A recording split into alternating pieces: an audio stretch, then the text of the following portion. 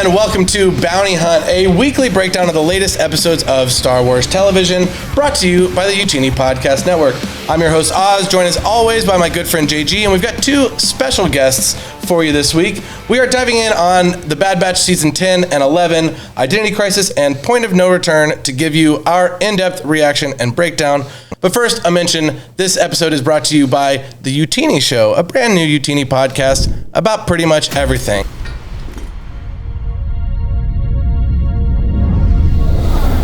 Let's get started. Like I mentioned, I'm here with JG. JG, how you doing? You know, I'm doing pretty well. You know, we're in Charlotte having a good old time and lots of Star Wars to talk about. That's right. We are in person. We are typically an audio-only podcast, but you may notice if you're in the YouTube feed, I don't know where this is going to be, but you can actually see our face, find out I have a mustache, and you can even see our other... People should know that just by hearing your voice, honestly. Yeah, I do sound like a mustache dad. At this point. So you can see our other two guests. First off, the man who signs my paychecks, it's Corey Helton. Hello. Corey, Hello. welcome to your house. Thank you. Welcome to my apartment, Corey. Thank you, Corey. I appreciate that introduction.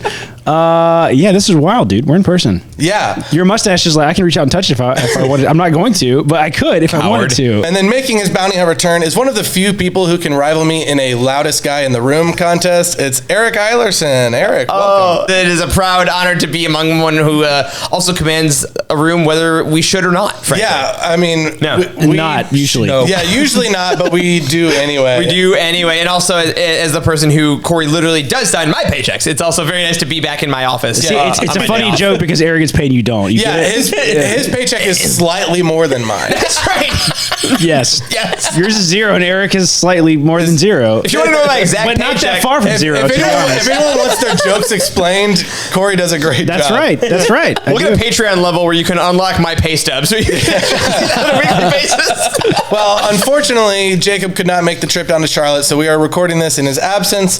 He's just watching Purdue in the Final Four. Yeah, it's something about... That's all he's doing. Yeah, or something about the bar exam or being newlywed. I don't know. Weak excuses. Responsibilities. Yeah. But anyway, cheers, everyone. Let's get into these episodes. And this is actually...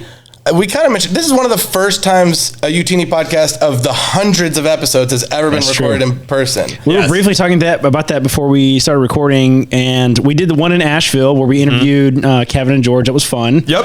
Back in the Living Force days, and we think this is only the second time. There may be one other outlier somewhere out there we're forgetting, but I think this may be... Y'all did the panel, which that kind of counts. And like the Utini show obviously now is changed because of that. But Wes is still not fully there. You know what? That's a great point. Yeah. Fully we in person. are all in person. All four of us. I've never done four, which is why I'm holding a mic like a plebeian. Hilariously. I only own three Oprah mics. Winfrey mic. I know, the Oprah Winfrey mic. And you get a house. I don't know, what did she give away? Cars. And you get a car. And you get a car. You get For anyone just listening to this is terrible content. So let's talk about The Bad Batch. Let's do it, baby. Let's do it. The first episode 10 of the season, was Identity Crisis. Yep. We start off the episode, we see the CX droid talk with his contact. You mean tech? We'll get to that. And what I want to talk about first is we revealed that in this vault that we've talked about for a couple months now is Grogu in it, is Asajj Ventress in it, is Quinlan Voss in it. Sorry, JG. What's in the vault? Yeah. What's in the vault? Shout out Brad Pitt. He is not a sponsor of this podcast, but... If he wants to be, we'll take that. Thank you, Brad. If anyone wants to be, it doesn't have to be. Literally, please give us money. Anyway, so we find out that it is some younglings. Yeah. We've got 3 younglings. We've got an Iktachi named Eva, a green one that's maybe Miri Allen, I don't know. Something like that. Named Jax, and then a blue one, Pantoran possibly, that I don't think we get a name for. What do we think of this? I love the colors, frankly. Like of their skin? Yes. Okay, yeah. Seriously, the contrast, like, it makes it more like scary and inappropriate. Yeah. Like, it feels like this is like not right because they're all non-human. They're all non-human in the stark colors with the sterile prison environment. It just felt very. They belong in luscious environments that have many colors, and they're white. I think it brought more attention to the fact that they're kids. I think because we see kids a lot in Star Wars. We have like the clone cadets and stuff, and clone and Clone Wars and stuff. And they're all just Daniel Logan, basically. Yes.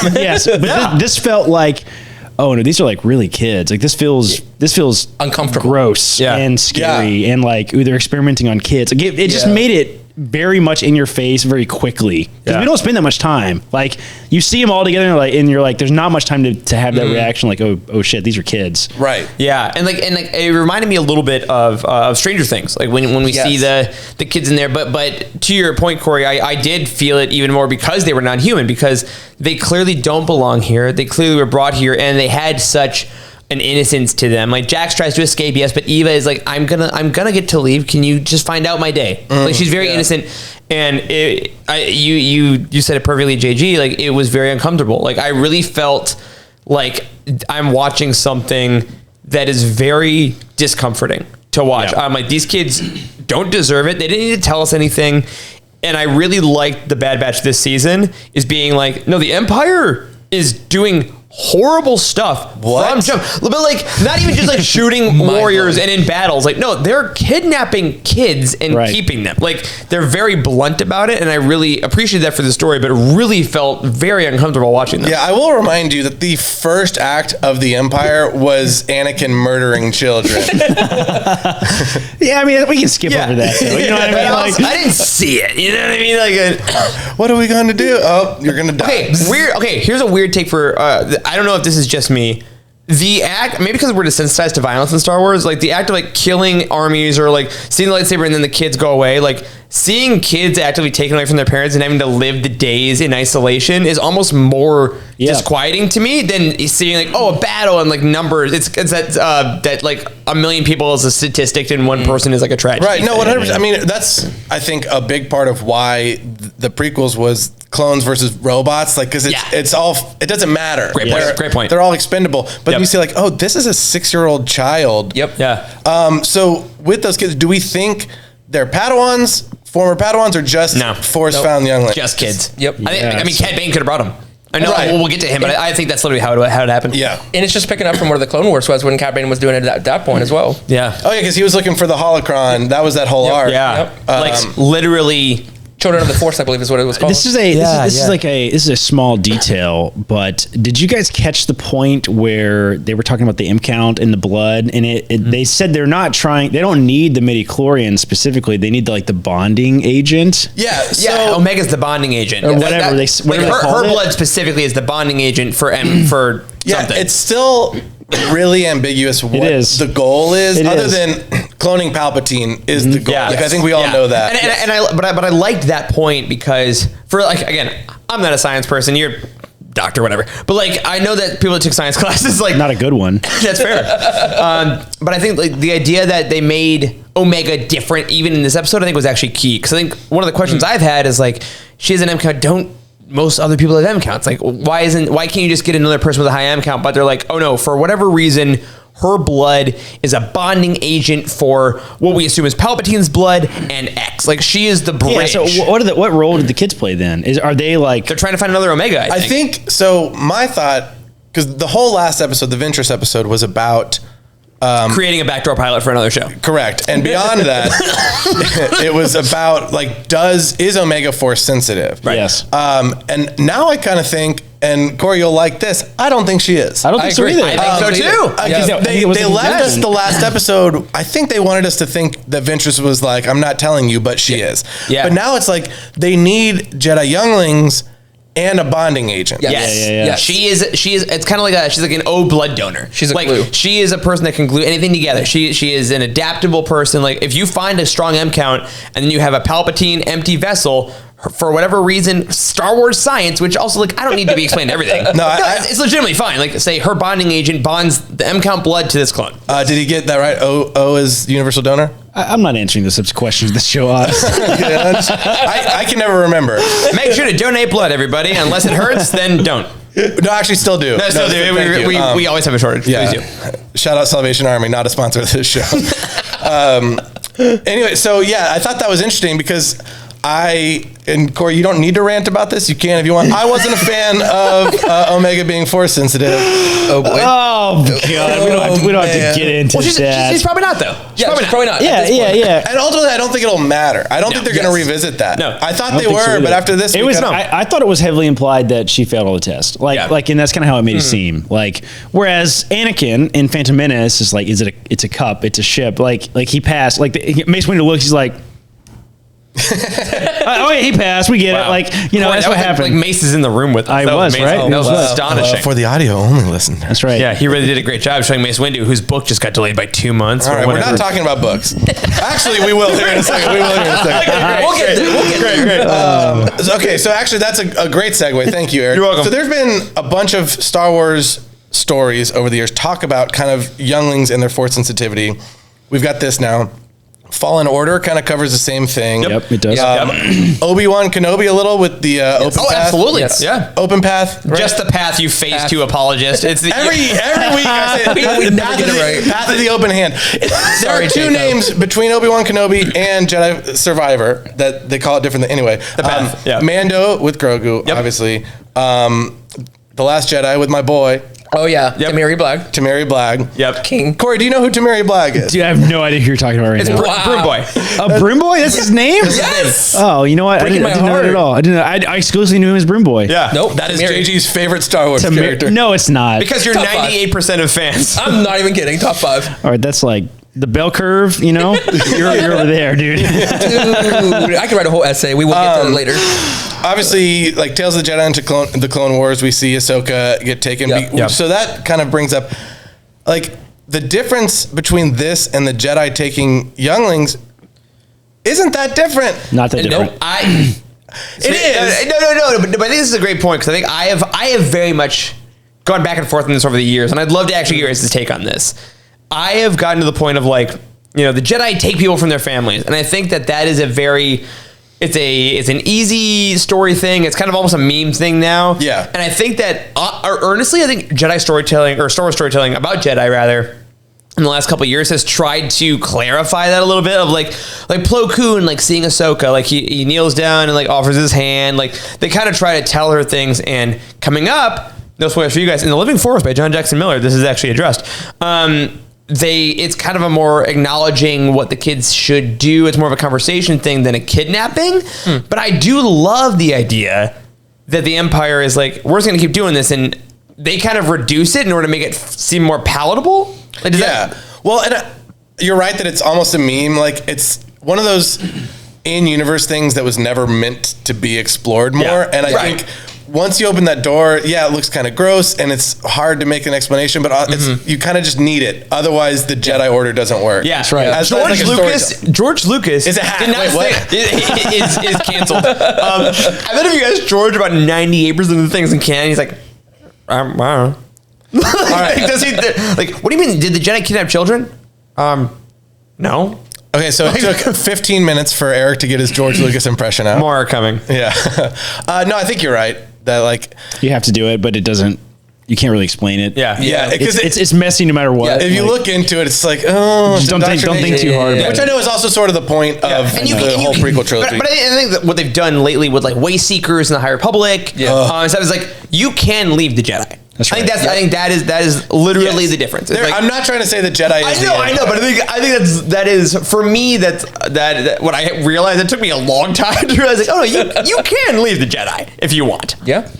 And you can't leave the little box that Cad Bane put you in. No, and if you try, you're going to get put in a smaller box for 2 rotations. Yeah. That was Air holes That in was that pretty box, good. though? Yeah. Oh, that was a good joke. That was good. I like that. I mean, it was just a reference to the episode. It was good. It was good. Thank you. It was an insight into Oz's parenting style as well. Yeah. Oh, that's in the notes. We're getting there. Great. But there is, of course, one other story that deals with young kids getting taken as Jedi, and that is this a sort of prelude to Project Harvester? Now, go ahead, Corey. Ask me what's Project Harvester. Hey, Oz. I don't know what the hell that is. What is Project Harvester? Oh, thank you. So in Servants of the Empire, Yep. this is not a joke. It's actually relevant. I'm not. Oh my god. That amazing. series, it's a junior novel series. I've mentioned it a few times on this podcast. Tremendous. Just a few. It's Tremendous. about the Empire taking kids. It takes place about 15 years later than this series. It's run by Brindle Hux. which is Armitage Hux's. If you've only seen the movie, just General Hux is fine. It's his father taking Force Read Phasma. Yeah, read Phasma. Go read Phasma. Book's great. But first, read Servants of the Empire, where they're taking the Inquisitors are rounding up little Force-sensitive kids. So it feels like there's a connection there. JG, have you even read these books? Not yet. God damn. They're on the 2 read. Yeah. I started the first one.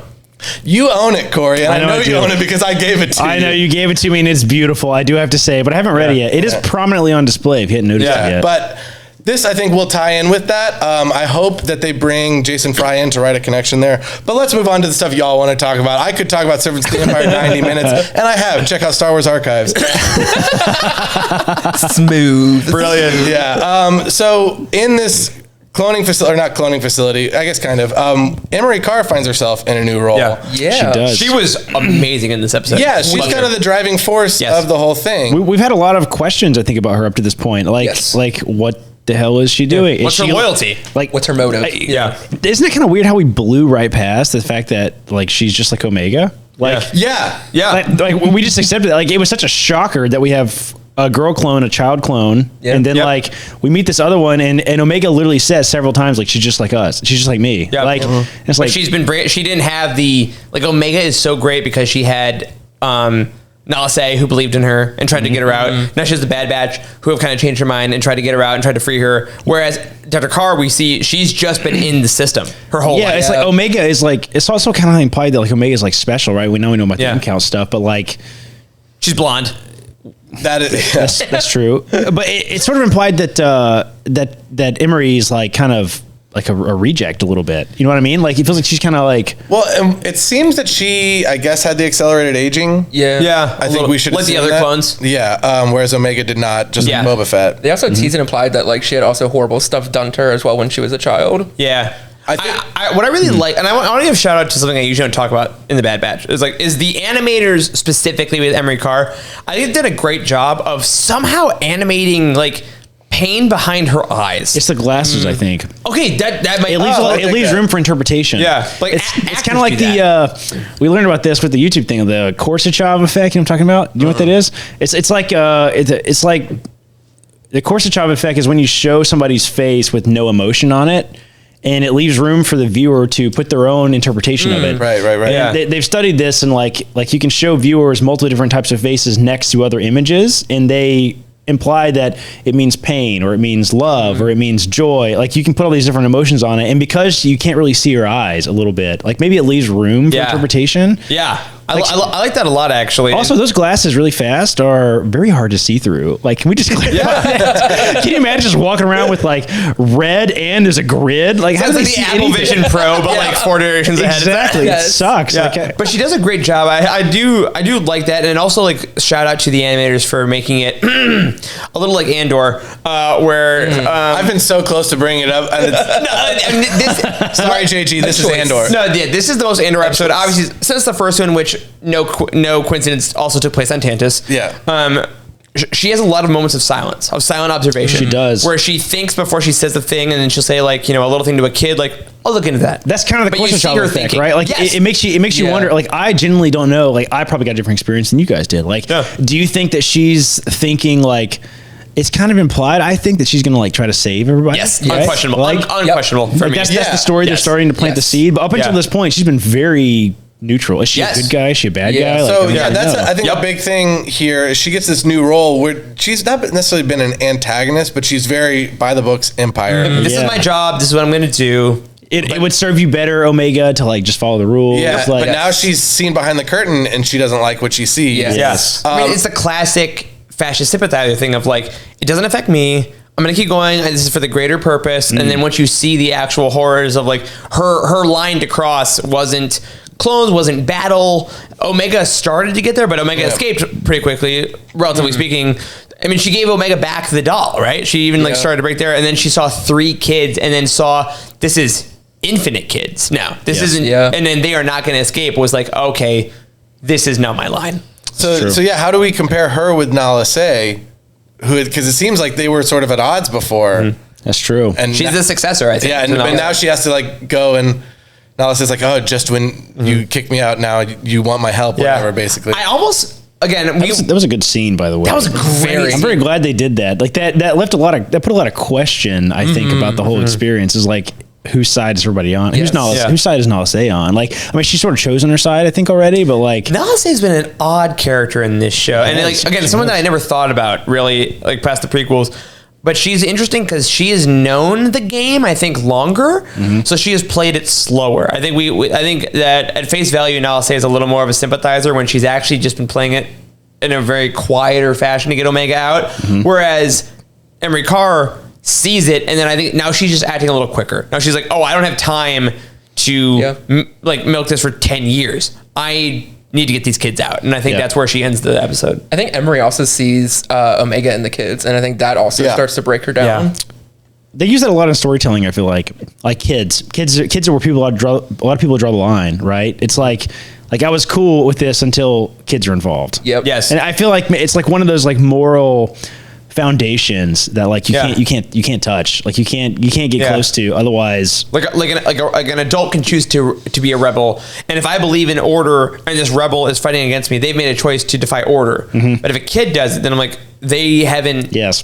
Have they made a choice? Have they been? Don't think if I kidnap some, like it's kidnap. It's in the name, kidnap. I mean, if you think about any like photo you've seen from war that left an impact on you, it was probably of a kid. Yes, a lot of kid stuff. There's so many of those pictures throughout history, and I think you're right. That's what Emerie is seeing here. Yeah. And JG mentioned, I guess, a lot of people on Twitter were like, "I have kids and I can't rewatch this episode." Yes. Yeah. John Hoey on Risen's broadcast literally said, like, thought of that. Yeah, it took him a couple times to finish it straight up. Like I will never rewatch this episode. It's good storytelling, but I can't do it. I've watched it twice, and I do have a child. How's your son? I don't know. He's out here with me. He's with his grandmother right now, having a good time. Last I saw his grandmother Nalase? No, not in the Clone Wars. I want to bring this up actually. Yeah. In the Clone Wars, we introduced Cad Bane with the plot to steal the holocron, like with the kids. Like it's used to imply how evil Cad Bane is, right? Yes. So it's a common storytelling device to use.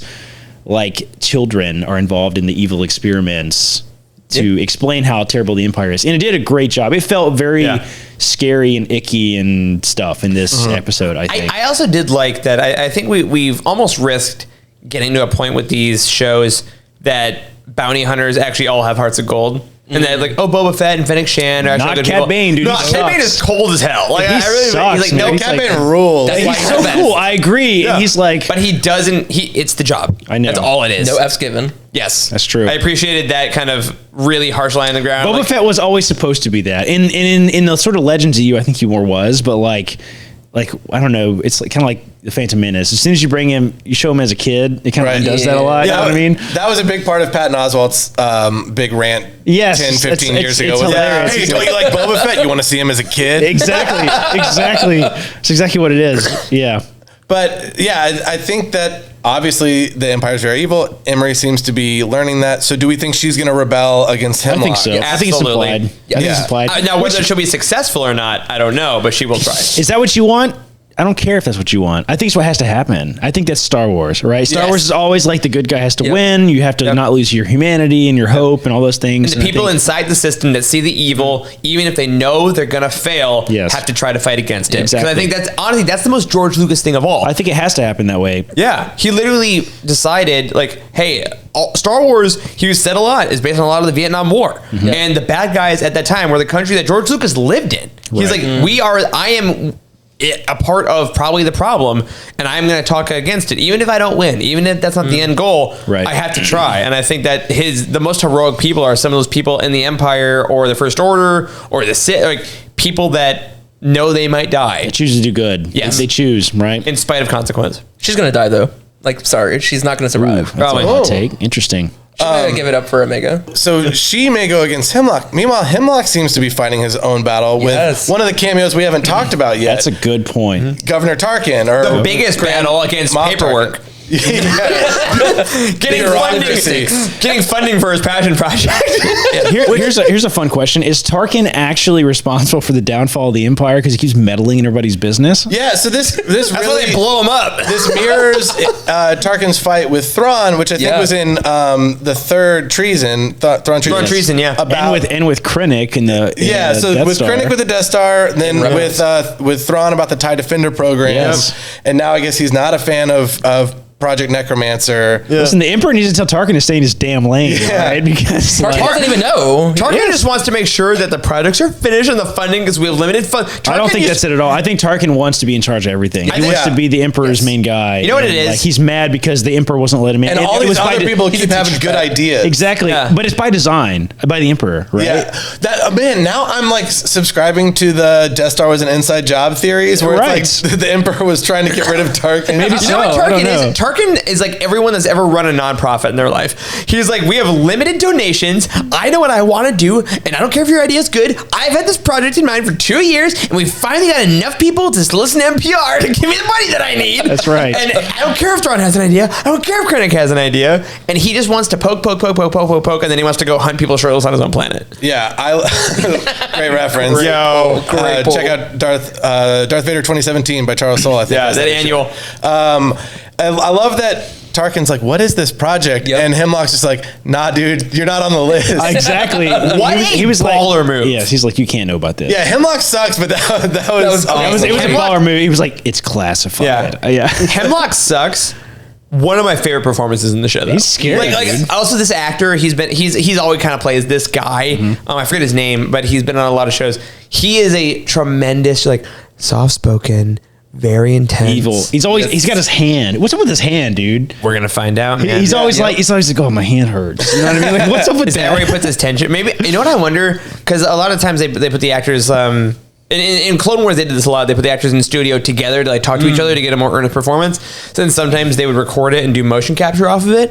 I almost wonder if that's something the actors started doing like in the booth, and they're like, okay, well let's do it. Was that something? It's a post-COVID world. No one goes into a studio anymore. That's a great point. He's doing Zoom in his broom closet. Maybe the Emperor like cut his hand off, like as punishment for something, and now he's like he has to win in spite of the Emperor. Maybe. Yeah, that'd be fun. I doubt that's gonna happen. But that would be good though. Maybe after work he plays a lot of Fortnite. It's always in a glove. You notice that? Yeah, Corey's got a headcanon going. I know. He's got a little Luke Skywalker. I like it. It's his left hand. It's a black glove. Luke also had a black glove, and so did Anakin. Right. Black glove means robot hand. It does. That's what it means. All right. He does have one of the best lines in the episode. He says, "Children are easier to obtain. They're more agreeable to the subjugations, unaware of why they're here." Like that's freaking it's chilling. Cold, man. He is calculating, bro. He's scary. He's like evil scientist scary, but not like funny evil scientist. No, he doesn't have a German accent specifically. Yeah. You know what I mean? No, like he is like the blue shadow virus guy. He wasn't like that. Yeah. Oh my god, the blue shadow virus. My evil recipe. Hemlock, I think, is why Hemlock is scary to me. Is that I think he's one of the most realistic villains in Star Wars. I think like this is a real guy. I think this is a guy that studied. It's cold and I think he knows everything. I think he got really high marks. I think he got a great government job. He's able to separate from the humanity. Yeah, disassociate. There was a lot of talk about that in this episode of like, don't talk to him, don't get to know them. Well, and they're specimens. Yeah, they're not. It's not Eva. It's SP54. It's not Jax. It's SP32. Yeah. Which also, I'm just now realizing SP54. That means there's 53 other of these kids. That's exactly it. Like, damn. Also, here's a question for you. There's only 3 in the room. What the hell happened to Oh, they're gone, dude. They're gone. Yes. She asked Bane or Cad Bane. She was like, "Where did you get this kid? Have you had other jobs like this?" Yeah. And he was like, "Don't ask me those type of questions." Yeah. Like, Well, here's a question for you guys, because this is again a question in the moment. Hemlock is so cold, and he's like, don't call her that, call her this. Is he telling her that because those are lessons that he had to learn to get rid of his own humanity? Did he used to call them by their names and then he had to separate? Yes, he's actually the Emperor cut off his hand. And Like, I don't know, like, maybe, like, How are you clowning harder than I am? We don't talk enough, Oz. Yeah, that's right. his hand is actually the hand of Barasafi. Oh, Oh, I see. Not doing it. Not doing it. So one last thing, because we got to get moving to the next episode. There were 2 of these, and we've been going a while. But you mentioned him. We got to talk about Cad Bane. Cad Bane.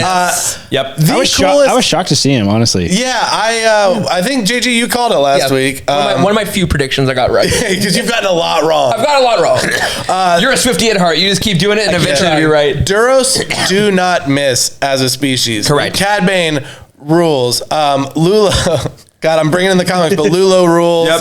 Who are the other? Who's our guy from Battlefront? Yeah, the guy from Shriv. Shriv was come on. dope, dude. I loved him. So now we got Cad Bane, sort of the OG of the fan favorite Duros characters. Yep. And Toto 360. I love him. Seth Green. Seth Green's back. Yeah, no, I love him. Also, the fact I love that Dave Filoni was like, I'm making the Star Wars show, and this character, he's got cowboy spurs. Yes. Yeah. And they're like, yeah, that makes yeah. sense. But I it's thought weird. about that. I hear the Spurs, I'm like, it's Cad Bane. Yep. I mean, Yep. Boba Fett has him too, because remember there was all that talk. He does, but Mando season 1. Okay, my bad. No, you're right. I know, but He does have the Cad Bane. He does have the Spurs. It goes with the Western theme that they had in the second season. Yeah. The showdown It's- with Hunter. it's unabashedly Western, and it works. I did have a moment when Cad Bane came in, and I was like, where are we going on the timeline right now? Like, that was a weird moment. You. Dude, yes, it's weird things that pull me out, that make me think about the timeline. It's weird. What's problematic then? It's not problematic. It was just like I was fine with this like vague, we are like in between the episodes, but like this is the farthest forward we've seen Cad Bane in the timeline besides Mandalorian. Okay, I was Right? Boba Fett. Yeah. That's what I'm saying. That like this is post Clone Wars. We've not seen him like. No, So I was like, even in comics and books. No, we saw him in season. He's in Bad Batch previously. Yes, but this is further. Yeah, he is in the Darth Maul comic by Cullen Bunn. Which that's before Phantom Menace. I'm wrong. Yeah, I mean, he's in it, but I'm wrong about the timeline. This is now the furthest right before his showdown. It's interesting to see that like the Clone Wars have ended, 66 has happened, and Cad Bane is still Cad Bane. Yep. Yeah, he's It's interesting. Still doing the Bounty same hunters mission. don't care who's in charge. I don't know why. It weirdly took me out. Like That's just, odd, really. I don't know why it is. I guess it's because this show is so Clone Wars. It's just so Yes. It's so like Empire and Clone Wars, and then Cad Bane's in it. It's like what the They hell? almost could have gotten away with calling this Clone Wars season 8, 9, 10. They really could have. It would Yeah. have been a little dicey. I'm glad they didn't, but you're absolutely right. Yeah. So I just mentioned there's been at least 54. Do we think those are all Cad Bane, or are there other Class 1 bounty hunters? Most. Yeah. Yep. What other Class 1 bounty hunters? Can we talk about that? How do you get to Class 1? That's like in pretty fact, dope. That's what I want to talk about. You level up your skill tree enough, and then you get the extra scanning powers and stuff. Because Buy my DLC. prediction was Boba Fett. At this point, though? Yeah, well, Not at this point. not anymore. Because It's he's confusing. Alpha, we think. She's Omega, because they mentioned that back in Cad Bane's first appearance. I hear you. You're right. I think on this show. So I was like, Boba Fett has to factor into this clone story. Now I don't think there's time left or room in the story. No. But I thought it was going to be him. No, I Cad Bane's Alpha probably, and we might have like listen. Bosk, Forlom. Like, are they already at that level? 4 LOM? We're filming. Go die. No, I hate that, but that is Ethan Sachs told me to my face. It is 4 LOM. That's right, Ethan. I love the work that you do. It's Forlom. No, he basically said the same thing. Also, I know we always spell out R2D2 in the books. That's stupid. Okay, like just write the letters. Listen, I don't remember the name of the. You remember the name of the series? It's like it's not a YA series, like a teen series, like a young reader series. That like there's a lot of young Boba Fett in it. I forget what it's The called. young Boba Fett books and legends. Jedi Apprentice, maybe is that what it's called? Jedi Apprentice. That's before my times. Yeah. Jedi. I think it was Jedi Apprentice series, and they're short. They're like little bitty chapter books. They're like that weird young reader. Oh, sorry. Did someone mention junior novels? Servants of the Empire. Junior novels, yes, and we get to see a lot of like teen Boba Fett, like start to become a badass Boba Fett, so- like not like kid incompetent Boba Little Fett. punk ass get locked in a crate by struggling with his mistress. morality. Yeah, no, I Like, literally read some of those. Yeah. yes, not that, but like Teen Boba Fett. Like there's a book I remember. It's got Obi-Wan on the cover, and he's like doing this funny thing with the lightsaber. Yep, and Jedi he's like, Apprentice. he's afraid. I think he's like really afraid. He's got this funny, scared face, yep. and he's facing off Boba Fett in this book. And like 16-year-old Boba Fett is like low key scary as hell. Yeah, no, Like, they do a great job with him. He's got all these weapons, all this crazy stuff. Yeah, I'm like, so I was hoping that we would get. yes, that's what I'm saying. Like we only have two options for Boba Fett. We have Dark and Moody from Empire, and we have Child and totally Annoying. incompetent. And then we've got potentially reformed whatever happened in Book of Boba Fett. Exactly, I guess, right. So, yes. So yeah, I think my favorite line on Cad Bane, and then we can move on, but it was actually from Toto 360 when he's like, "I'm not a nanny droid," and then he just shoves. He says, "You there, stop that!" to the crying baby, shoves it in a box, and I'm like, "Yeah, that's parenting, right?" Like I said, I'm a father. You feel so seen. I feel there's times where I've wanted to, but I did laugh out loud when he was like, "I did it." yeah, he's like, "Oh, parenting's easy." Yeah. Good delivery. Toto 360 is a wonderful example of like Star Wars comedy, because Star Wars comedy can be really hard. Sometimes you go a little too far. He's perfectly used. Isn't he dead? I mean, I saw him in the episode. Like he died when he blew up in the Jedi Temple. You can rebuild a droid. That's a good question. Like, didn't he die? I was like, I this don't guy think so. is dead in the timeline. Yes, when they broke into the temple, he's in the vents, and remember like Mace Windu and Yoda, they're all in like the communications tower, and he's like, "Oh no, it's a bomb," and then it blows up. Like he puts the bomb in the back of his head. That's the whole plot of the rebuild episode. a droid. Maybe so, but that Always droid's in. definitely dead. I don't know if we saw him again after that in the Clone Wars, but A quick Wook scroll didn't show that. Well, we can maybe look he into that. We'll survived. look into that. You know who else survived? comment- Mace Windu. Yeah, okay, we're moving on. Oh, This is going to go long. I'm just warning you, Corey. Corey wanted this to be done in like 20 minutes. This is going to be a big one. That's all right. That's We are right. moving on to episode 11, Point of No Return. This episode is brought to you by The Utini Show, a new show from the Utini Podcast Network that's about a whole lot of things. Eric, why don't you tell us what it's about? Absolutely. So the TV show is kind of a relaunch of a show that a bunch of us used to do called the Living First Podcast. You can join me, Corey, and our buddies Charles and Wes every single Monday as we dive into fandoms. The TV show is a live recorded show that every week we look into a fandom either we love or a fandom we don't know a lot about and discover it. And it's basically just a chance to celebrate everything we talk about here at Utini. So check it out on the Utini YouTube channel, or you can go to the Utini Show podcast feed or the Living Force podcast feed for the first 10 episodes or so and enjoy that. So again, me, Corey, Charles, and Wes are with you every Monday. We look forward to exploring a lot of things coming up this next season. And now, unfortunately, back to Oz. We open, actually, again, on the CX droid, I think, but we're on Pabu. We're comfy, right? We're on Pabu. Pabu it tries to be comfy, but we all saw this coming, though, to be clear, right? Like, Yeah. Yeah. Oh, 100%. As soon as you meet this happy little nice planet, you're like, oh yeah, they're dead. Yeah, that is that's a good cue for thank you. Very good. I noticed the parallels in this episode for the first time, and it took me way too long of Mount Tantus and Pabu. How they're like both the identical shape, but they're like different color tones and such. Yeah. And how Oh. it's been getting darker. By identical, you mean they're both mountains. Basically.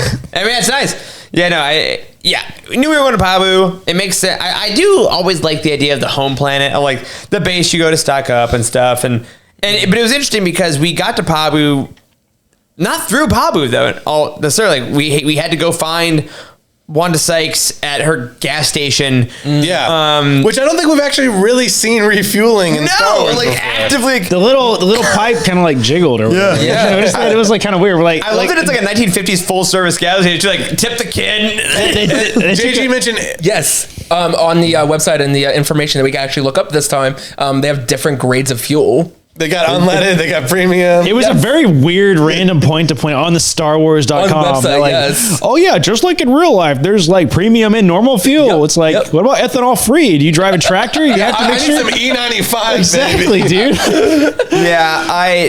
We got. This is not a bit. What is her name? Fee. Fee. Okay. Fee. She's back. All right. She got her thing. I did have the moment, and this is only so you see, got taken out by Cad Bane's timeline thing. The only time I got taken out in these two episodes, which I loved both of them really truly. Close your door.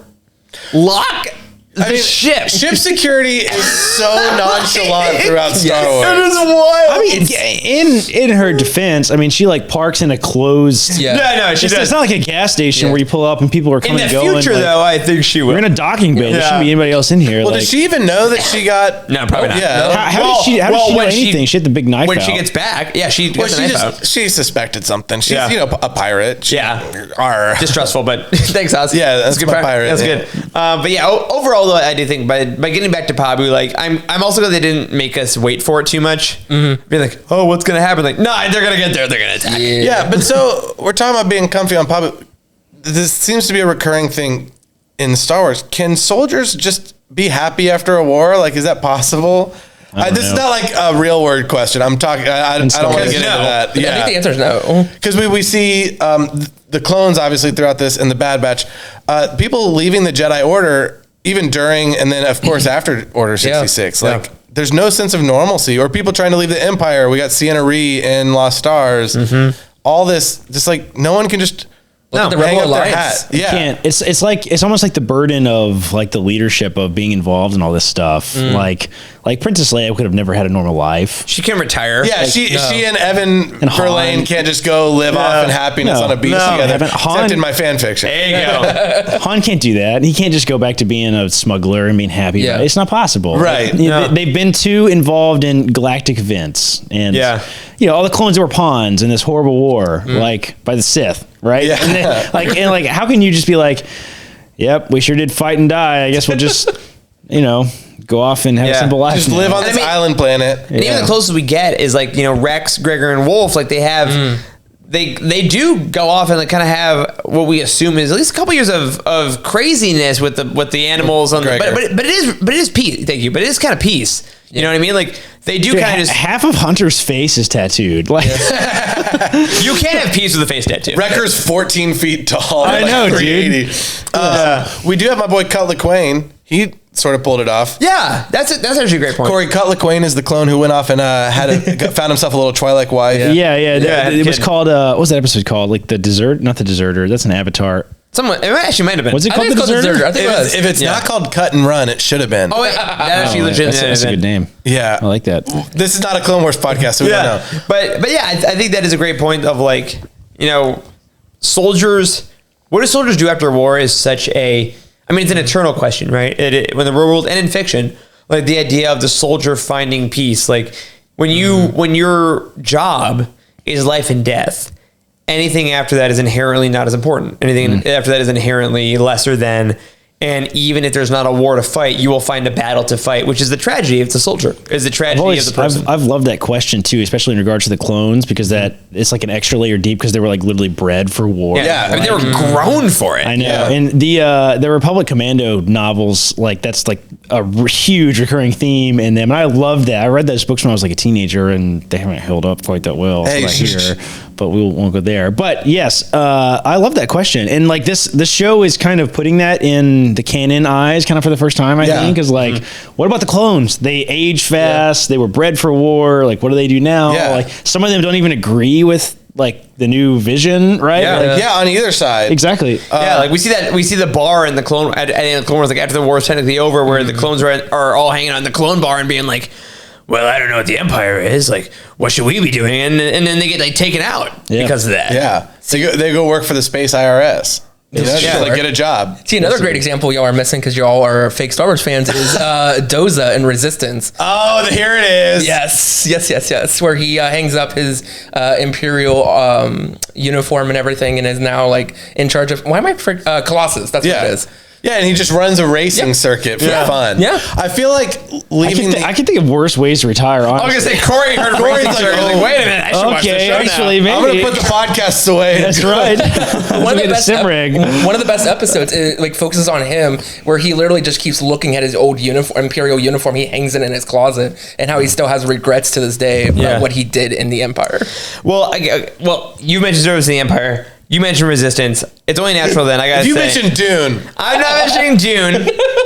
Dune Part 2. Go see it in theaters. Oh, God.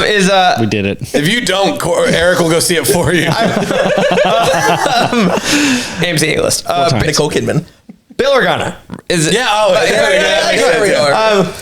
But he's also a great example of like, I think that people, like, he was obviously very instrumental in the politics of the prequels, and then he's instrumental in the politics of the Empire because he realizes that I think the curse of being in the system is realizing it's never finished. Yeah. Right. And whether that's in a positive or a negative way, like Bail realized I was in the war is over. Oh my God, now it's been replaced with something worse. I now need to start over again and form a rebellion and keep building, which then passed on to Leia to be like, even after the Galactic Civil War ended, she's like, okay, it's over.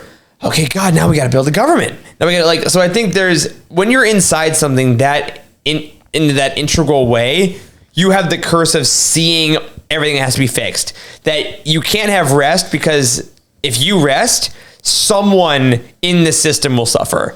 And I think that guilt will never leave you. And remind me, does Bail gets out? He makes it like he's safe and everything?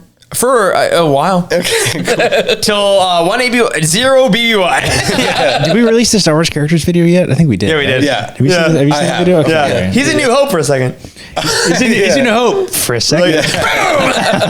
Poor buddy. But so then, yes, so the Empire comes to Pabu. We cannot have time off as a soldier, which I think I mentioned this recently. My wife, when I told her we were doing this podcast, she's like, and that's the show for kids? I'm like, well, you're thinking of Young Jedi Adventures. Again, I have a 2-year-old.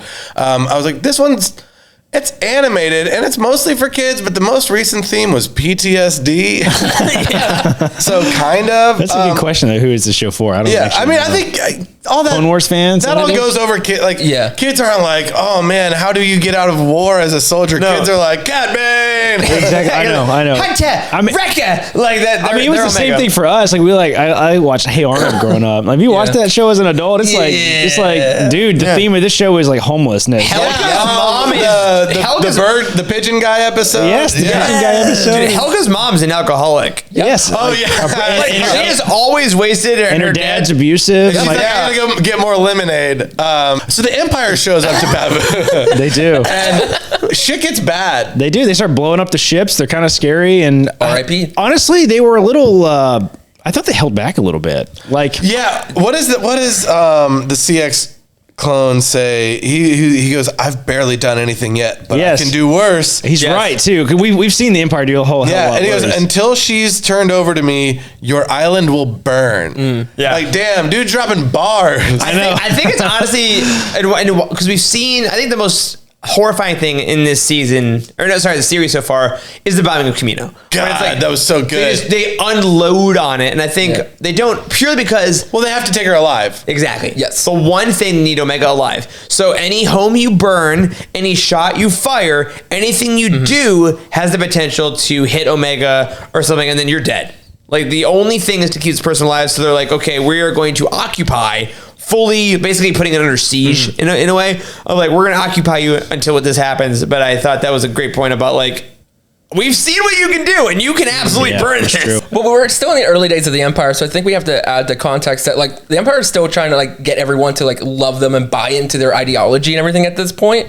They're not doing a great job. This is where they start to like. This is when they start to go like super like militaristic and stuff. Yeah. That's what I'm trying to say. 'Cause, like, we've the seen sheer amount of resources too they're spending on like capturing Yes. Omega is pretty impressive, frankly. Yeah, I mean, that's what Tarkin's pissed about. He's like, know. have you seen your budget? I know, dude. Yeah. Like, Did you realize that the Emperor does not care about the Empire? It is all about immortality? Yeah. Yes. Do you think Tarkin realizes that? No. No. I don't think he knows. Oh, that's a good question. I though. don't think he knows Palpatine's a Sith. I don't think he knows that Palpatine's trying to become immortal. Why is that? Is he in denial about it? I don't think he I cares. don't think he knows.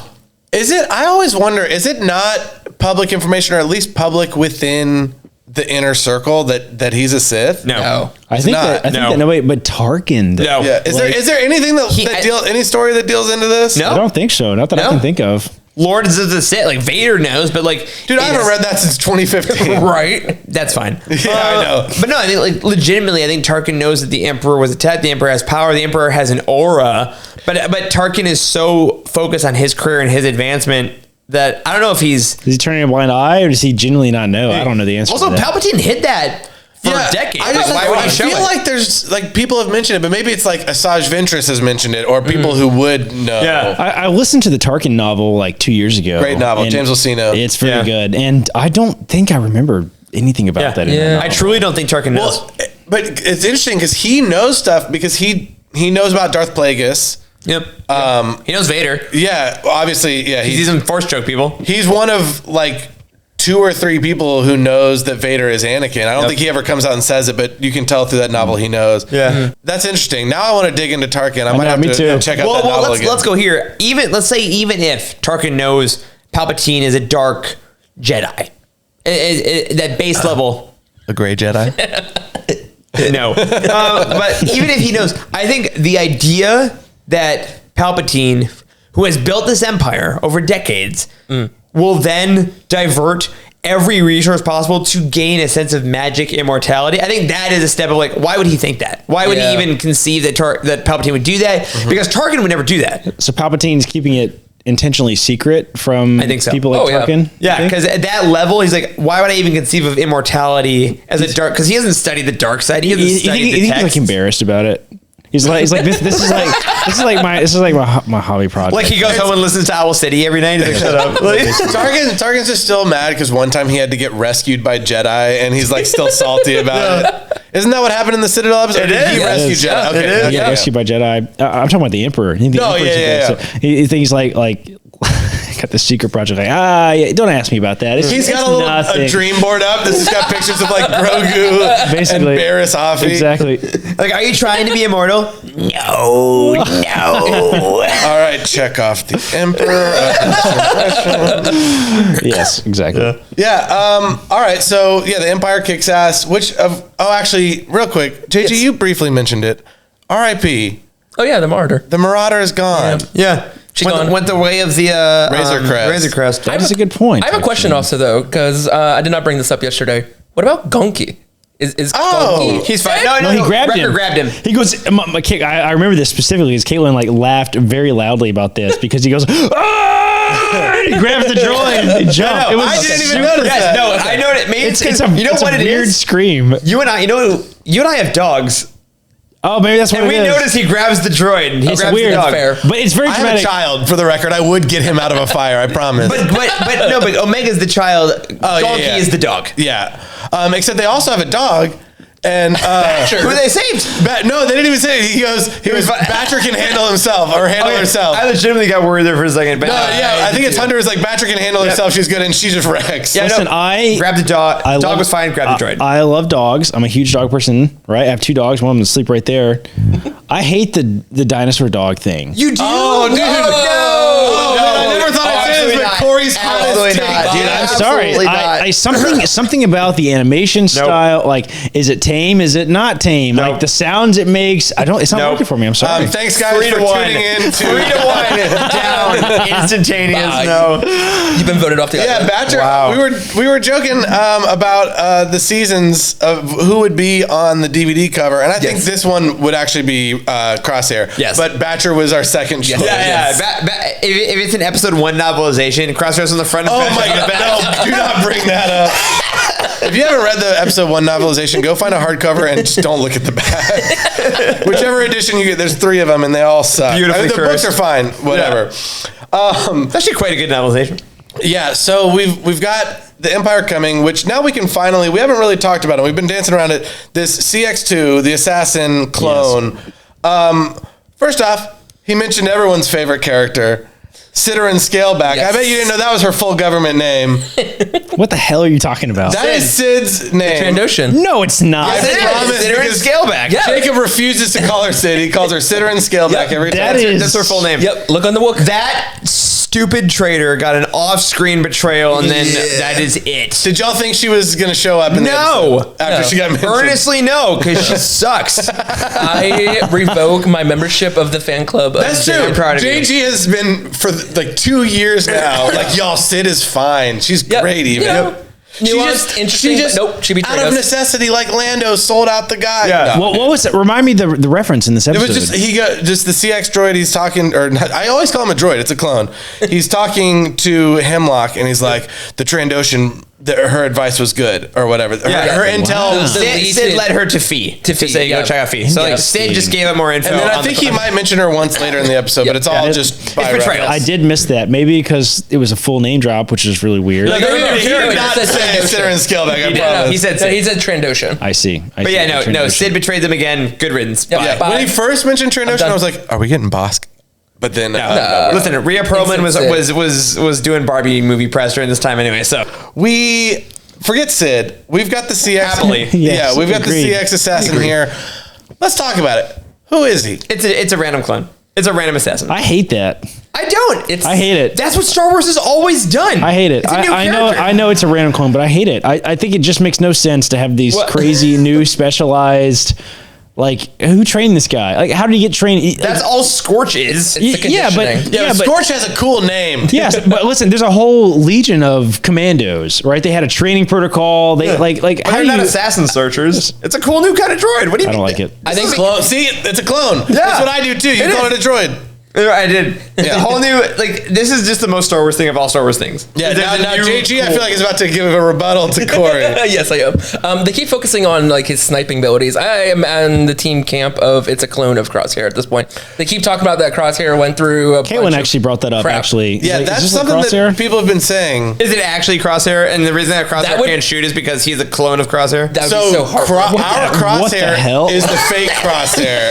Is that what you're saying? If we're going by That's a Legends theory. rules, he's Crosshair. There's All right, two I A's changed in my there. answer. Like, I hate that worse. Actually, Make it tech. Screw it.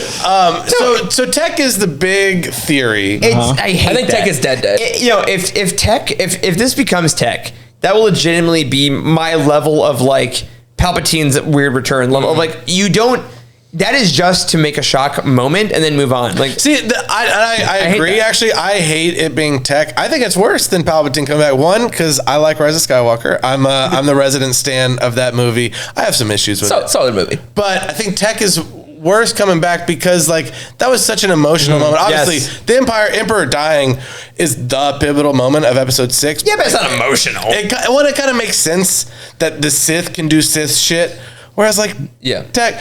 So you were on the Tech train. I was till this episode. I think the symbolic where Omega is placing the goggles there. I think that is like we are moving on. We have grown up. Like we still remember Tech, but we have now like moved past that. Yeah, because if you rewatch the show, because a lot of people rewatch a lot of Star Wars, if it becomes Tech, then every single thing they've talked about throughout the show about Tech being gone is meaningless. It's invalidated. Yeah, there's a lot of memeing about death doesn't matter because of Asajj Ventress and Boba. No one seemed to have a problem with Boba Fett coming back. And other Well, because I guess because he came back in Legends and it was like, but so did Palpatine. Anyway, like there's all this whole death doesn't matter, and most of the time, because like Asajj Ventress's death did not change the story arc of Dark Disciple. No. Tech's death did majorly Yes. impact the story arc of this Fundamentally. TV show. So if he's back, And so did the Emperor's, right? and I could agree. Yes, I think that's the big problem is that we bring back characters that had hugely story meaningful deaths, and like it fundamentally changes things. So I agree. I don't think I don't want it to be Tech. Yeah. But I also think fundamentally why it's not Tech to me so far is also that we're not.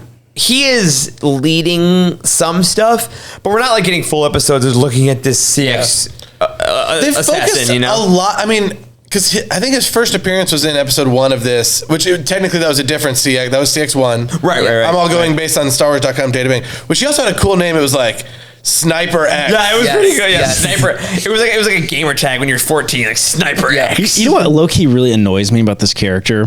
What? And several other Star Wars characters actually. The helmets that have vocal modulators that make it so you can't understand what the hell they're I saying. knew you were gonna go there. Like outside of the helmet, it doesn't make any freaking sense. It's intentional to. What are the troopers in Rogue One called? Dark Troopers? Yes, and they're like Death Troopers. They're like, hey, can you open the door for me? But instead they go. Bro, if we're going to talk about what tech in Star Wars doesn't make sense, It doesn't make any sense. Like, why is this guy got a vocalizer in his cool. helmet if it doesn't make any freaking can sense? we talk for a second about Inquisitor lightsabers and how they can fly? No, let's not go there. Helicopters. Let's not go there. Like when he was talking to the mayor or whatever, he was like, "I'm going to burn this place down." What if the mayor was like, "I'm sorry, what did you say?"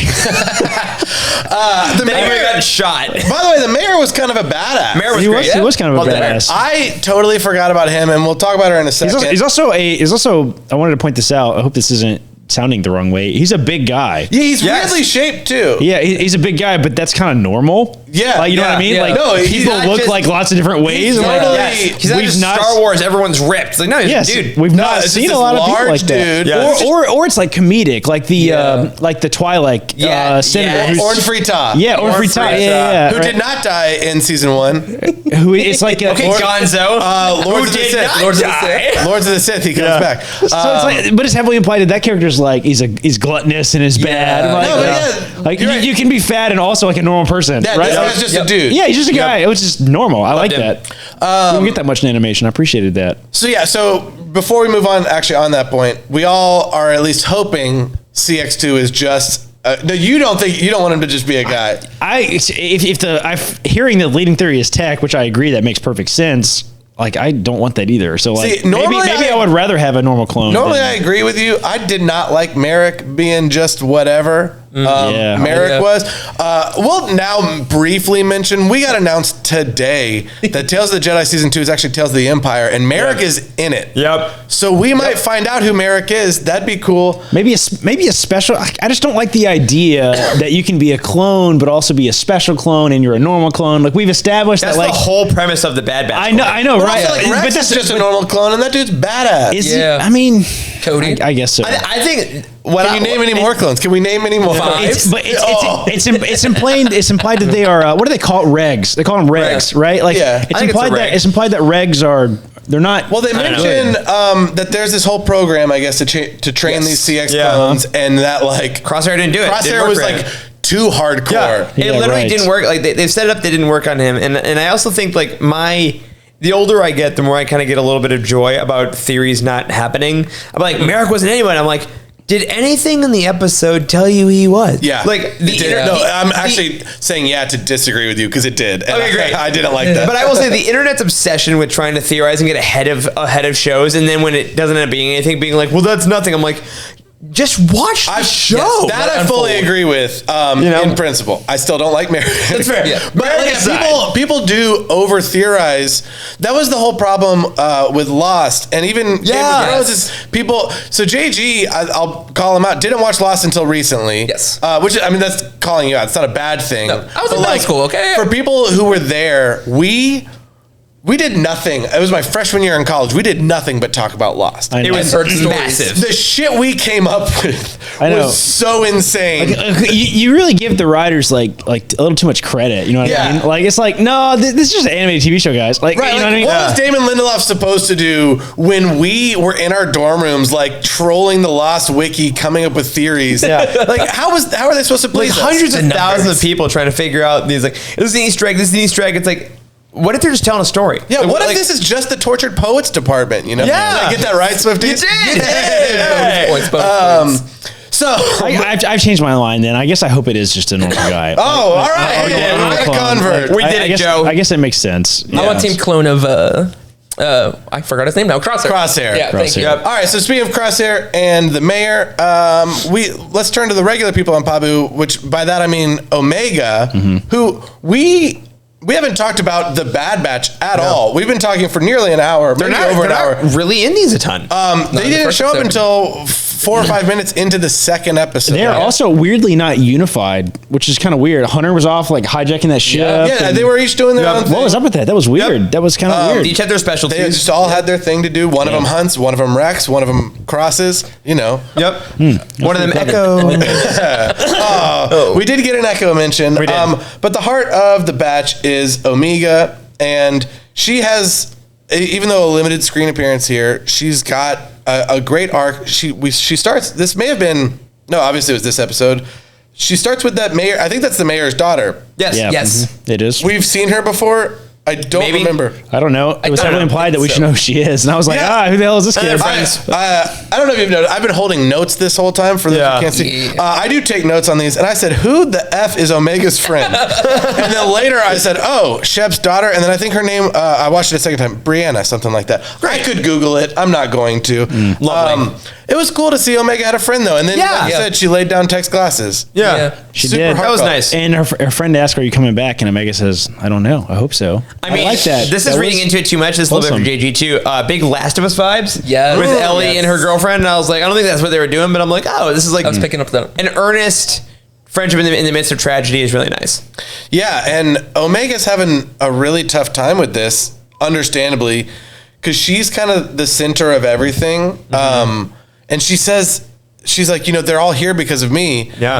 And Crosshair says, it's the Empire's fault, not yours. Yeah. Yeah. Which is a great point and very hard to understand, because I think that is such a realistic feeling. When anything bad happens, people are searching for someone, or something bad happens because someone is saying, I'm doing this because of X. The person who is inflicting violence or harm, that is the cause. That is the person. Especially in a case like this where like Omega didn't do something that set this off other than just be born. Existed. Yeah. It's one thing like Leia could maybe say it's her fault because she helped blow up the Death Star. Yes. Omega didn't blow shit up. She's not done. She's just alive. She probably has blown a few things up, but that's not the point. No, she's just alive. And I think that was a really nice, brief moment of being like, no, if bad things happen, the people who do those bad things, they're at fault. Yes. And I think that's actually a great lesson for, you asked earlier, who is the show for? Yeah. Everyone watching the show, I think that's a great lesson. Because I think even as adults, that's really hard to reckon with. If something happens, like, no, the person who is doing harm, it is only their fault. That's Good Will Hunting right there. It's not your fault. Oh God, what a good movie. So yeah, she has that talk with Crosshair. This whole time we've talked about how she's got this, this family. It's kind of like Wrecker's her brother, and Hunter's the dad, and Crosshair's this like evil uncle, whatever. Crosshair's kind of the new daddy. Like Yeah, he is. the relationship between Omega and Crosshair is. I like it. It's her uncle that was away from the family, and then he made up with his brother at Christmas, and now he's like second dad. Yeah, the metaphor is like stretching really thin at this point, but it's. She's the only one that believed in him, though. Yes. Yeah, and now he's even his brothers, who he like betrayed, like they didn't welcome him back. It took him some time, and it did. It's really heartwarming. I was totally team anti-redemption, and JG was very for redemption, and JG wins this round. Yeah, you do. Every episode makes it better, honestly. Yeah. And even through the end where he, fails to put the tracker on, and he's still trying, and you can see the disappointment that he wants this to work, and he's fully Bad Batch again. And I mean, a season ago, even 10 episodes ago, there's no way that he would have been hesitant to let Omega sacrifice himself. He lit people on fire, dude. Yeah. He, Like, straight up. But she's like, no, I need to go do this. And he's like, but you'll be in danger. Yeah. And she's like, that's okay. He's learned and evolved, man. Yeah, I love it. It's really nice. Oh, all right. So any final thought? Is there anything we missed here? I would say the plan. I want to talk about the plan. Yeah. Her plan is falling apart, right? Yeah, I do want to say the only. I want to ask you guys a question about that, because I want to hear. I think this will be a cool jump off into it. Steven on our team made this point in our side channel. Oh, yeah. So technically, this episode ends with Omega going to Tantus, and the Bad Batch doesn't know where she is. The first episode of this season, Omega is at Tantus, and the Bad Batch doesn't know where she is. So storytelling-wise, there is a little bit of repetition where the Bad Batch, they haven't learned anything about Tantus this whole season. Yeah. So do you guys feel like this is just almost a rinse and repeat of where we were, or does it feel? Because I think people have talked about how Mando's done this a couple times. Yeah. It's the same story beat, but it's still the thing different. The thing I hope is that there's a secret we don't know yet. Okay. Like there's another plane. She's another tracker. Like a plan C or something. She's a hidden tracker. I don't know how she would hide it. I don't want to get into how she would hide it. Yeah, it's in her hat. Is she wearing a hat? She weirdly took her hat off at the end. Oh, okay. You didn't notice that? Like, she's leaning. First of all, put that kid in a seat, like, bro. Like, the seatbelt. Like, we're in space. She's like, just chilling. Like, she's just like leaning against the wall, like in the ship, and she takes her hat off and holds it in her hand. I'm like, there's a tracker in that. Oh, okay. There's just a tracker in that hat. I like There's that. something there. I don't mind also, that. have we ever seen anybody shoot a tracker at a ship in Star Wars and it goes, ooh? It always hits. It always hits it. I know that Obi-Wan just like baseball sidearmed it in Attack of the Clones. Yes, it was like perfect. And I think what they were going for is Crosshair missed another shot. Yeah. But really just the bullet didn't go far.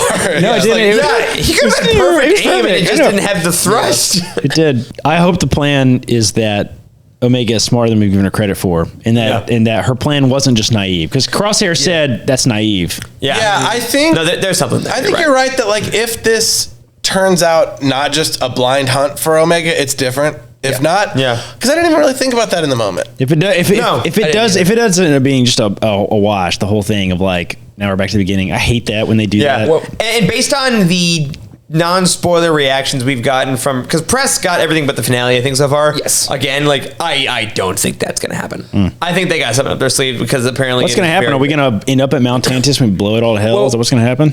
I think ultimately it's going to come down to the fact that it's going to be Omega that lets her brothers know where they are. I don't think they're ever going to find out where Tantus is on their own. Agreed. I think, and that's why they pair it with the Emerie episode. Yep. I think it's going to be Emerie and Omega with the kids and everything. I agree. And in the end, when the episode's titled the Cavalry is the Bad Batch plus Rex and everyone else. Yep. Here's a question about Mount Tantus. Yeah. Like in the big picture here, does the whole plan work?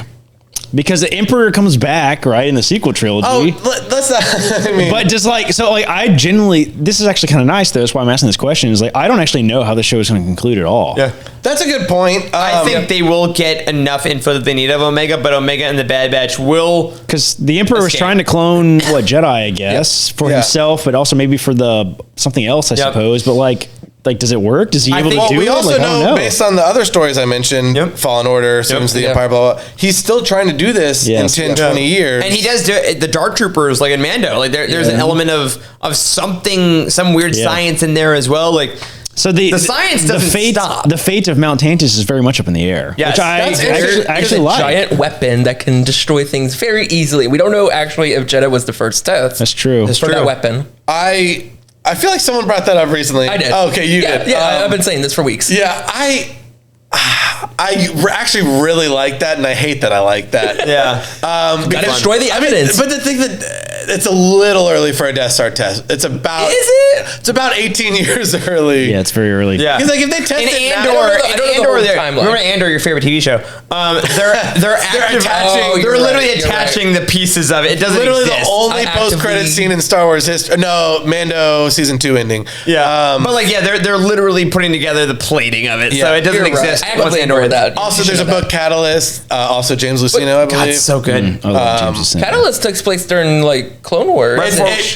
It spans. It spans. Okay, yeah. Utini.com/timelines. Did I get that right? No. All right. So before we end up here, and we still got a little bit of time left, we've got some community questions I wanted to bring up. From the Discord, Lando says, we keep seeing how evil Hemlock is. Do we think he'll pay for it by the end of the show, or will he get away with it? We know that the cloning project continues through the First Order, Project Harvester. But would they be pessimistic enough to let him win? He's getting blown up. Yeah, the Emperor's going to cut off his other hand. Yeah, no, this guy is dead in the finale. Full circle. Easily, 100%. If the Death Star doesn't blow him up, then Tarkin's going to kill him. Yes. Ooh, I like that. I like that because it's a tactical decision. He has to tie up the loose end. It mirrors Rebels end of season 1, where he had, or maybe beginning of season 2, where he has the Inquisitor come in and kill the two guys on Lothal, the two idiots who screw everything up. I like that. Yeah, I think it works. I like that too. All right, so we think that Hemlock's going to lose. I agree. I think that as far as pessimism, there will be some like element of the bad guys won, if not won, like furthered their thing. But the good guys are going to win. It's Star Wars. Ultimately. I mean, I think I still have no idea what's going to happen with like Omega and any of this. So we have no idea. Yeah, it's interesting because you mentioned not knowing how this is going to end. Most of the prequel animated shows we've gotten have been prequels. We knew Clone Wars was going to end with Order 66. Yeah, that's right. We knew that Rebels was going to lead to... I mean, we didn't know the fate of the Rebel crew, of the Ghost crew, but we knew that the Rebel Alliance, and they win ultimately. I mean, you know that stuff, but like we don't know anything. We don't know Tantus. We don't know Omega. It's hard to predict. I don't think it's gonna end. I don't think it's so easy to predict that it's gonna end happy and optimistic. Like I think there might be some little bit of moments, but I think the whole tone is really setting us up for a very bleak, dark ending. If we didn't have Rogue One, like I don't know that I would think that. I mean, but we've seen that they're able to kill off huge major characters, and it's part of the story. Pardon the dog, as you may have heard. I know. That transitions into Gia asks, actually, technically this is a question from Gia's husband, who asked her, are Star Wars people mean? And he doesn't mean Star Wars characters. He means the writers, because he says they just kill and torture everyone. They kill all the good guys. I don't always need a happy ending, but... It's a good question, actually. Fundamentally incorrect. I think that we get a lot of happy endings in Star Wars. It's just then life continues. But Return of the Jedi ends very happily. I think like Mando and Grogu, and pretty much every season, pretty happy. What was that? Mando and Grogu. The upcoming movie? I like Star Wars a lot, guys. Just keep it there. But I think that Star Wars, this might be both optimistic and pessimistic, oddly, is very reflective of life. Like the stories that are told are kind of reflective of the times that we got right now. I think that there are stories that are a little hopeful. I think there are also, like, the end of the sequel trilogy, all the main cast still is alive. Like, that was kind of a big point. Like, Rey, Finn, Poe, Snap actually dies, I'm aware.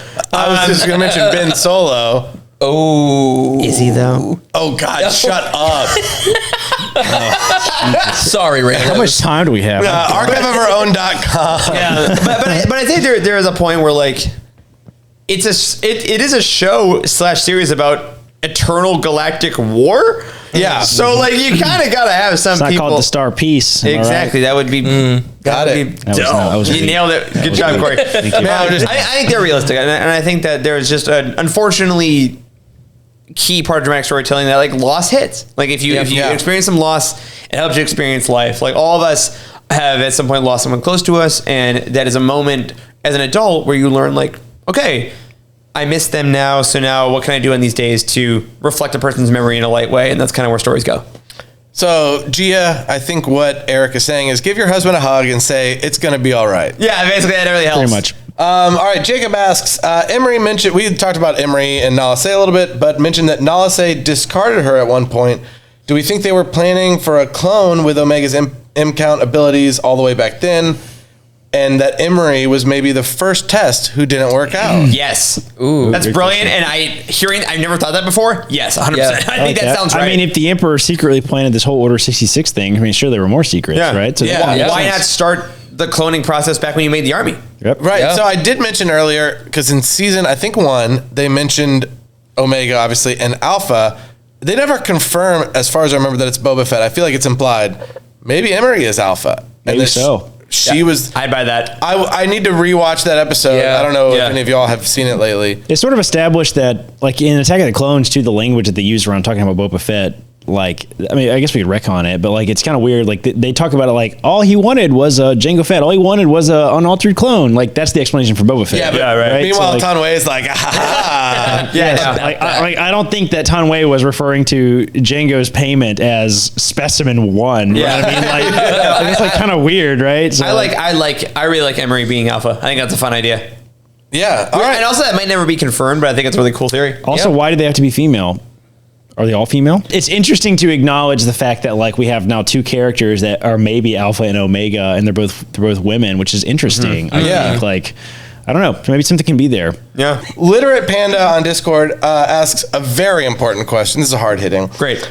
Are these the cutest Star Wars kids and babies of all times? The 3 that we see. They're colorful. I mean, Plus the one that gets kidnapped. I'm telling you, the colorfulness, it added a lot to the show for me, genuinely. Yeah. Yeah. I don't know. Is Stinky a joke to you? Yeah, 100%. Stinky a joke to you. We didn't really talk about the other baby. He was pretty cute too. Yeah, he had a teddy bear, and that was get that kid his teddy bear. As I mentioned, I take notes. I wrote, "Oh, cute guys to open the episode," and I wrote question: force sensitive. I'm like, "Ooh, am I picking something up?" And then the episode was like, "You idiot, they're force sensitive." Like, okay, check.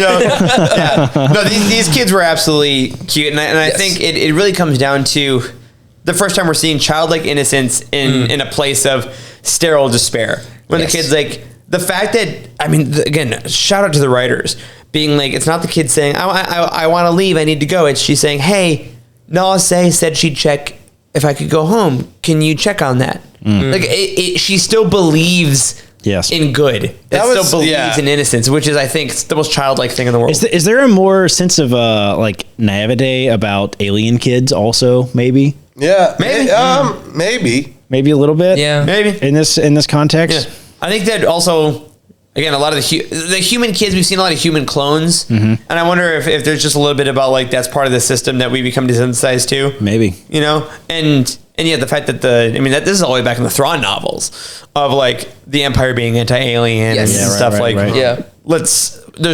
Star Wars doesn't need to be subtle. They're extra specimens because they're, it's very obvious. They don't specimens. I mean, they don't look like us. So do they deserve the same rights we have is not a revolutionary concept. Yeah, that's right.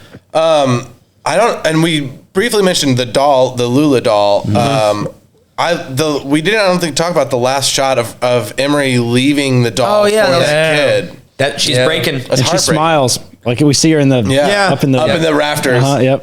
No, man, Emerie's a batcher. She's gonna be an honorary batcher. Yeah, which is the dog's name. Yes. The dinosaur dog. Dinosaur dog. And then the second episode ends. That Funko's gonna be awesome. Kind of similarly with Omega meditating that she learned from Gungi. Great way to end both episodes. Yes. I mean. Give her a seatbelt. That's my only. Dr. Helton over here. All the things considered. Since it's been a while since I was last on the show, and I've told this to a lot of the team since. I truly believe that if this season continues with the quality average of these episodes, I think for my money, this is the best animated season we've gotten of a single season. Yeah, of any show. It's pretty solid. Like the bar for the episodes is so high. These were two magnificent episodes. Two very different. One very quiet, one very action heavy. They're just really wonderfully done. I mean, Star Wars animation, for my money right now, is doing the best Star Wars that there is. Yeah, speaking of animation, real quickly, the shot of that Star Destroyer coming over Pabu. Dude. It looks really good with the lights. With the searchlights. Yes. There's got to be some big ass light bulbs. Oh, yeah. You know what I'm saying? Oh, yeah. You know what I'm saying? Corey's over here, the science doesn't add up. How did the bombs fall in space? Yeah. We got that? Oh my god! Newton's second law. I don't know which law it is. It was like a very big Jedi vibes, very big darker version. Yeah. I love that. And I also I can almost hear the horns like in Jedi, like when it was over the. And it makes you remember like. We forget Star Destroyers are so big and menacing and scary. Like one of those things shows up and blocks out the sun. You're like, oh shit. Yeah. The eclipse happens in 3 days, so Truly. I originally wondered why they did these two episodes back to back. Because they don't quite do the part 1 and part 2 thing. No. But I think the fact that one was like you said, the only one that didn't have a Bad Batch member, and then pairing it with the Bad Batch episode was very smart. JJ used this in Slack to be like, to make sure people are still like, no, it's still a Bad Batch episode. Like, you can like it, but I think the quality level of the two is just continues to be superb. I love this season. I really do. I think I would add on to you and say that if this really does land, the landing here, I think this is the best animated show. Collectively as a whole, like even above Resistance for you. Yeah. Oh. Yeah. Resistance has great episodes, but there are some lows. So there might be a point though where because we always say you got to get to the first season of Clone Wars, you got to get to the first season of Rebels. I don't know if I have the qualifier for Bad Batch. No, I think the collective. I would argue that Bad Batch stands on the shoulders of the Clone Wars. Yeah, that is absolutely true. Like we said earlier, it's kind of seasons 8 through 10. That's true. Yeah, right. But also, Clone Wars season 7, I think, wasn't as strong as this season. But it is telling its own story. But I don't think you need to watch Clone Wars. Yeah. But you don't need to watch Clone Wars to watch Bad Batch, in my opinion. True. It would enhance it, but they give you enough. Star Wars. It would be.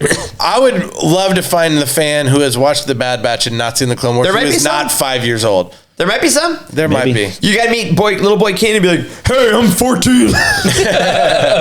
Yeah. Don't kill my master. All right. Real quickly, and then we are gonna finally get the hell out of here.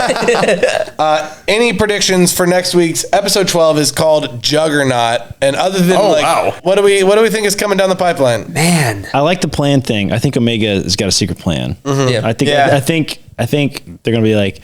I think there's gonna be a big reveal where. Hemlock has got, no, you're trapped here. There's no hope, blah, blah, blah. And she's like, so I got a transmitter. Yeah. And she hits the button. You know what I mean? Like, I think that's what's going to happen. I think, so Juggernaut to me has to be like a weapon of some kind.